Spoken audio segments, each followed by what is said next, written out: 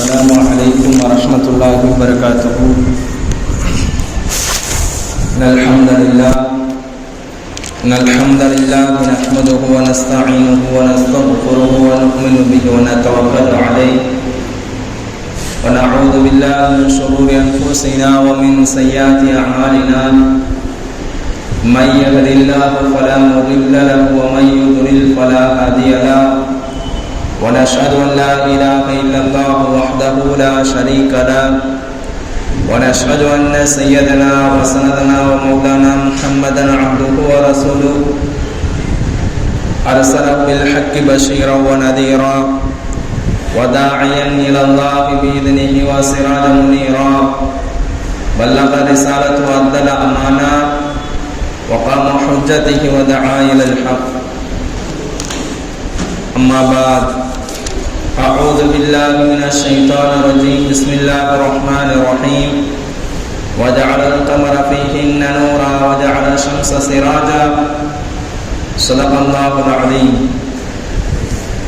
விண்ணையும் மண்ணையும் படைத்து பரிபாலித்துக் கொண்டிருக்கின்ற இறைவனுக்கு எல்லாம் புகழும் உரித்தாகட்டுமாக.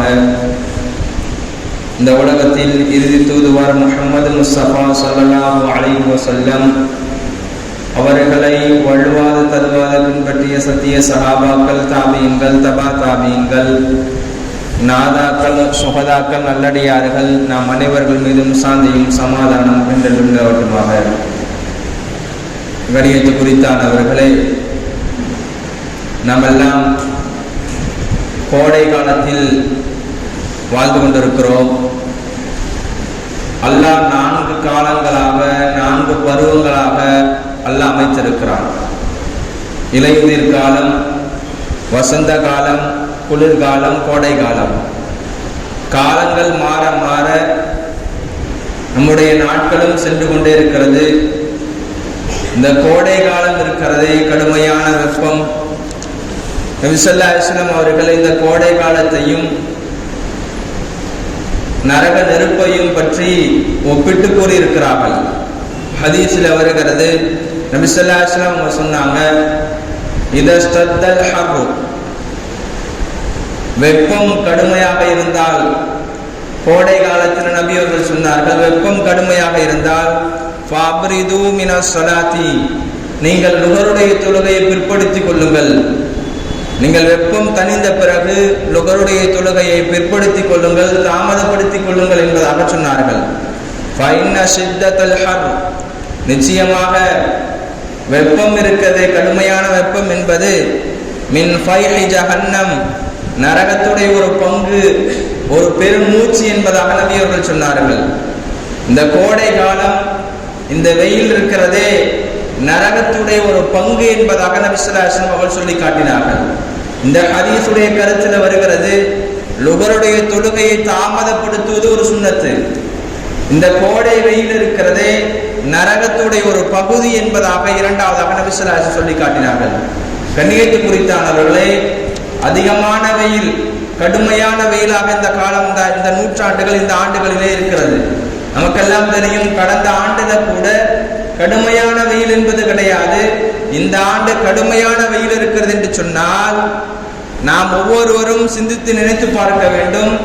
நரகத்துடைய நெருப்பு, நரகத்துடைய வெப்பம், அது இதைவிட கடுமையானது என்பதற்காக வேண்டி அல்லாஹ் ஒரு பாடத்தை ஏற்படுத்தியிருக்கிறான். கண்ணியத்து குறித்தானவர்களே, நரகம் அல்லாஹ்விடத்துல சொன்னிச்சான். வெயில் நெருப்பு இருக்கிறதே அல்லாஹ்விடத்துல சொன்னதான். நரகம் இருக்கிறது அல்லாஹ்விடத்துல ஷிகாயத்து செய்ததான், எனக்கு கொஞ்சம் அனுமதி கொடு.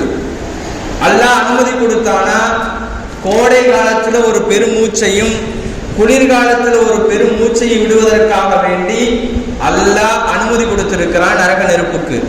கண்ணியத்து குறித்தானவர்களே, நரகத்துல கடுமையான குளிரும் என்பது ஒரு நரகம் இருக்கிறது.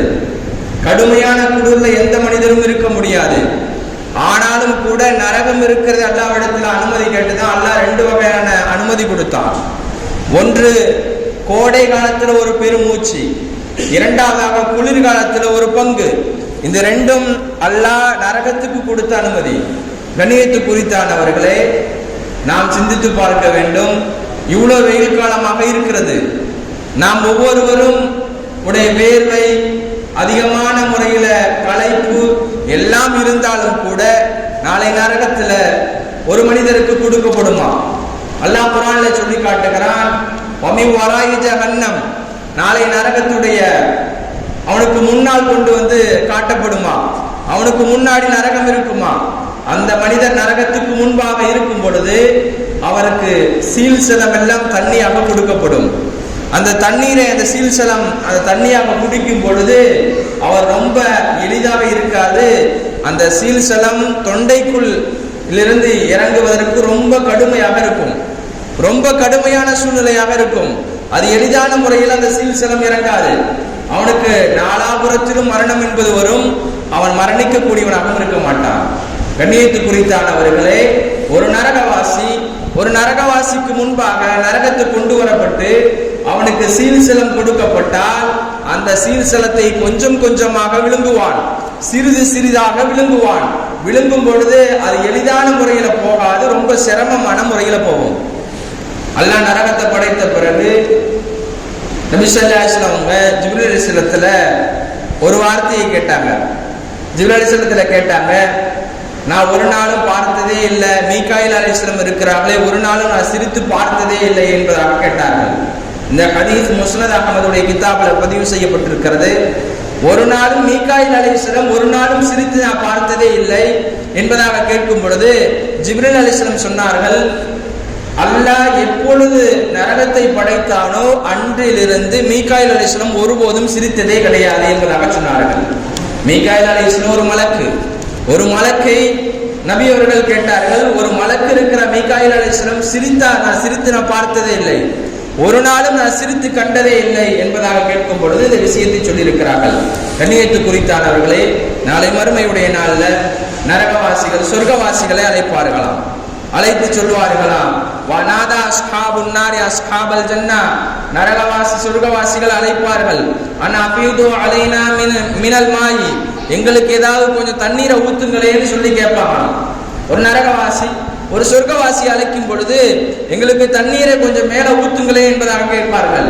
அவ் மிம்மா ரஸககுமுல்லாஹ், அல்லாஹ் உங்களுக்கு என்ன கொடுத்தானோ, என்ன ரிஸ்காக அளித்தானோ அதை எங்களுக்கு கொடுங்களே என்பதாக சொல்லும் பொழுது காலு, அந்த சொர்க்கவாசிகள் சொல்வார்களாம், இன்னல்லாஹ ஹர்ரமஹுமா அலல் காஃபிரீன், இந்த நிராகரிப்பவர்கள் இருக்கிறார்களே நரகவாசிகளுக்கு அல்லாஹ் உங்களுக்கு தண்ணீரை ஹராமாக்கி விட்டான், எங்களுக்கு கொடுத்த உணவு ரிஸ்கை ஹராமாக்கி விட்டான், அதனால உங்களுக்கு நான் கொடுக்க மாட்டேன் என்பதாக அந்த சொர்க்கவாசிகள் சொல்லி விடுவார்கள். அல்லாஹ் தடுக்கப்பட்டதை உங்களுக்கு கொடுக்க முடியாது என்பதாக சுவனவாசிகள் நரகவாசிகளை பார்த்து சொல்வார்கள். கண்ணியத்து குறித்தானவர்களே, கடுமையான வெயில் எல்லா மாவட்டங்களிலும் 100க்கு மேல டிகிரிகள் அடித்துக் கொண்டுதான் இருக்கிறது. ஈரோட்டில் கிட்டத்தட்ட 108 டிகிரி வெயில் பதிவாகி இருக்கிறது என்பதாக நேற்றைய கருத்துப்படி சொல்லி இருக்கிறார்கள். வெயில் நேரத்துல அதிகமாக வெளியில செல்லாமல் இருப்பது, இது எதற்காக வேண்டி அல்லாஹ் இப்படிப்பட்ட வெயிலை கொடுக்கிறான் என்று சொன்னால், நரகத்துடைய ஒரு பகுதியாக அல்லாஹ் இந்த வெயிலை ஏற்படுத்தியிருக்கிறான். இந்த நரகத்துடைய ஒரு பகுதி தான் இந்த வெயில், கடுமையான வெப்பம். இதை விட பயங்கரமாக நாளைக்கு மறுமை நாள்ல இருக்கும். அதை நாம் ஒவ்வொருவரும் சிந்திக்க வேண்டும். கண்ணியத்து குறித்தானவர்களே, இந்த வெப்பத்தை நம்மளால தாங்க முடியல, இந்த வெப்பத்தை நம்மளால பொருட்படுத்த முடியல என்று சொன்னால் நாளை மறுமையுடைய நாள்ல கடுமையான வெப்பம் இருக்கிறதே, கடுமையான நரகம் என்பது இருக்கிறதே, அதனால அதை எந்த மனிதராலும் தாங்கிக் கொள்ள முடியாது. நரகவாசிகள் நரகத்தில் இருப்பார்கள், சொர்க்கவாசிகள் சுவனத்தில் இருப்பார்கள். அல்லாஹ் குர்ஆனிலே சொல்லும் பொழுது கூட ஃபாலிதீன ஃபீஹா என்பதாக சொல்வான். சுவனவாசிகள் சுவனத்தில் நிரந்தரமாக இருப்பார்கள், நரகவாசிகள் நரகத்தில் நிரந்தரமாக இருப்பார்கள். இதுல எந்த விதமான சந்தேகம் என்பது கிடையாது. கண்ணியத்து குறித்தானவர்களே, நரகத்துல குளிரான நரகமும் இருக்கிறது, கடுமையான வெப்பமாக இருக்கக்கூடிய அதுவும் இருக்கிறது. நபி ஸல்லல்லாஹு அலைஹி வஸல்லம் ரெண்டையும் ஒப்பிட்டு சொல்லி இருக்கிறார்கள். நரகம் என்பது கடுமையான வெப்பம் உடையது, நீங்க நரகத்தை அஞ்சி கொள்ளுங்கள். நரகம் யாருக்காக வேண்டி சொன்னால், இறைவனை யார் யாரெல்லாம் மறுக்கிறார்களோ, அல்லாஹ்வை யார் யாரெல்லாம் ஏற்றுக்கொள்ளாமல் இருக்கிறார்களோ அப்படிப்பட்டவருக்கு அல்லாஹ் நரகத்தை வைத்திருக்கிறான். அல்லாஹ்வுக்கு யார் யாரெல்லாம் மாறு செய்கிறார்களோ அப்படிப்பட்ட நபருக்கு அல்லாஹ் நரகத்தை வைத்திருக்கிறான் என்பதாக ஹதீஸிலே வருகிறது. கண்ணியத்து குறித்தானவர்களே, நாம் ஒவ்வொருவரும் சிந்திக்க வேண்டும். காலங்கள் கடந்து கொண்டே இருக்கிறது. காலங்கள் கடந்து சென்று கொண்டே இருக்கிறது. மரங்களை அதிகமாக நட வேண்டும். மரங்கள் இருக்கிறதே நிழல் தரக்கூடிய ஒன்று. மரங்களை வெட்டக்கூடாது. நம்முடைய மார்க்கம் அது சொல்கிறது, மரங்களை அதிகமாக நடுங்கள். ஒரு மனிதர் இருக்கிறாரே, உமர் இப்னு கத்தாப் ரலியல்லாஹுடைய காலத்துல உமர் இப்னு கத்தாப் ரலியல்லாஹு கேட்டார்கள், உங்களுடைய காலத்தில் நீங்க அதிகமாக நிலங்கள் எல்லாம் வைத்திருக்கிறீர்களே, இந்த இடத்துல நீங்கள் ஏதாவது செடிகள் எல்லாம் நடலாமே, மர செடிகள் நடலாமே என்பதாக கேட்டார்கள். அதற்கு அந்த நபர் சொன்னார்கள், எனக்கு வயதாகி விட்டது, நான் என்ன செய்ய போகிறேன், நான் ஏதாவது மர செடிகளை நட்டு என்ன செய்ய போகிறேன் என்பதாக சொன்னார்.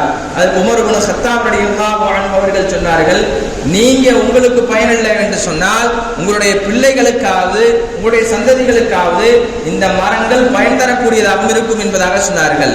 அந்த பூமியை சரிசமப்படுத்தி அந்த பூமியை எல்லாமே சுத்தப்படுத்தி அதில் எல்லாம் மரங்களை செடிகளை நட்டார்கள். மிகப்பெரிய ஒரு மரங்களாக ஆனது. கண்ணியத்து குறித்தால் அவர்களே, இந்த கோடை காலத்துல நிலத்தரக்கூடிய ஒன்று மரமாகவும் இருக்கிறது. அதிகமாக இந்த கோடை காலத்தில் தண்ணீரை பருக வேண்டும். அதிகமாக நீர் சத்துக்கள் உண்டான வெள்ளரிக்காக இருக்கட்டும், தர்பூசணியாக இருக்கட்டும், அதிகமாக உட்கொள்ள வேண்டும். காரணம் என்னவென்று சொன்னால், ஒரு மனிதனுடைய வேர்வை இருக்கிறதே நாளை மறுமையுடைய நாள கடுமையாக இருக்கும் என்பதாக நபியர்கள் சொல்லியிருக்கிறார்கள். அந்த கடுமையான வேர்வையை தான் நபியர்கள் சொன்னார்கள், அந்த சீல் சலமாக இருக்கக்கூடிய நரகவாசி தண்ணீராக பருகுவார், தண்ணீராக குடிப்பார். அது குடிக்கும் பொழுது தன்னுடைய தொண்டையில் இறங்காது, அது சிரமமான முறையில் தான் இறங்கும் என்பதாக நபியர்கள் சொல்லி காட்டினார்கள். அல்லாஹ் சுப்ஹானஹு வ தஆலா அதிகமான முறையில் இந்த கோடை காலத்தில் இருந்து கொண்டிருக்கிறோம். இஸ்திக்ஃபார் அதிகமான முறையில் செய்யுங்க. வருஷாந்திரம் மழை பெய்யக்கூடிய காட்சிகள் எல்லாம் பார்த்திருப்போம். கிட்டத்தட்ட ஒரு 10-15 வருடங்களுக்கு முன்பாக. இன்றைய காலத்துல மழையை பார்க்க முடியவில்லை. பாவங்கள் அதிகமாக மிகைத்து விட்டது. அல்லாஹ்விடத்தில் அதிகமாக ஒவ்வொருவரும் இஸ்திக்ஃபார் செய்ய வேண்டும். ஒவ்வொருவரும் அல்லாஹ்விடத்தில் மன்றாட வேண்டும். யா அல்லாஹ், எங்களுக்கு உஷ்ணத்தை நீக்கிவிட்டு எங்களுக்கு நல்ல குளிரை ஏற்படுத்துவாயாக என்பதாக அல்லாஹ்விடத்தில் கேட்க வேண்டும். அல்லாஹ் சுப்ஹானஹு வ தஆலா நம்முடைய ஆயுளை நீண்டமாக்கி கொடுத்து நமக்கு நிம்மதியான வாழ்வை உலகத்திலையும் தந்தார் புரிவானாக. உலகத்தில் வாழும் பொழுது நல்ல மக்களோடு சொஹபத்துகளோடு வாழக்கூடிய பாக்கியத்தை உங்களுக்கும் எனக்கும் தந்தார் புரிவானாக. வ ஆகிரு தஅவானா அல்ஹம்துலில்லாஹி ரப்பில் ஆலமீன். அஸ்ஸலாமு அலைக்கும் வ ரஹ்மத்துல்லாஹி வ பரகாத்துஹு.